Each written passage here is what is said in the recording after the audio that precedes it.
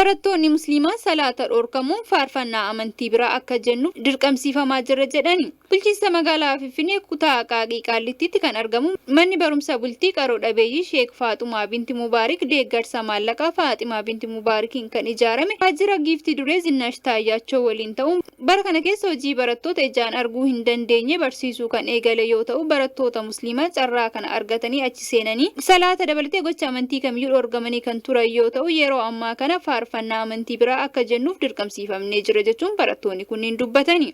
Barattoonni kunniin akka Haaruun miidiyaatti himaniif qaroo dhabeeyyii waan taaneef mooraa keessaa ba'anii salaatu hin dandeenyu. Doormi keessatti erga dhorkamanii baatii 3 gahuu kaasuun furmaanni itti nuuf haa kennamu jedhanii jiru. Hojii gaggeessaa majlisaa magaalaa Finfinnee obbo Riyaad Jamaal rakkoo mana barumsaa keessa jiru hiikamuu dhabuu isaa mirkaneessuun majlisni koree mana barumsaa gaafatee deebii waan dhabeef dhimmicha gara biiroo barnoota bulchiinsa magaalaa Finfinnee geessuun deebii eegaa akka jiranis kaasanii jiru. Itti dabaluun hojii gaggeessaa majlisaa bulchiinsa magaalaa Finfinnee obbo Riyaad Jamaal kun gocha mirga namoomaatti bu'uu waan ta'eef eenyullee barattoota salaata dhorkuu hin danda'u jedhanii jiru. Haaluma wal fakkaatuun rakkoo mirga amantii namaa keessa seenuun bulchiinsa magaalaa Finfinnee keessatti mul'achaa kan ture yoo ta'u barattoonni hedduun hijaaba uffatanii akka hin baranne dhorkamuun barnoonni isaanii addaan jalaa citaa kan ture yoo ta'u sochii hawaasni musliimaa taasiseen deebanii gara barnootaatti akka deebi'an hayyamamuun isaa kan yaadatamudha. Walgahii paarlaamaa irratti argamuun Sheek Kaamil Shamsuu rakkoo irra deddeebiin barattoota Islaamaa sababa amantii isaaniitiif isaan mudataa jiru mootummaan furmaata dhaabbata akka kennuuf gaafachuun isaanii kan yaadatamudha jechuun Haaruun miidiyaa irraa odeeffanne.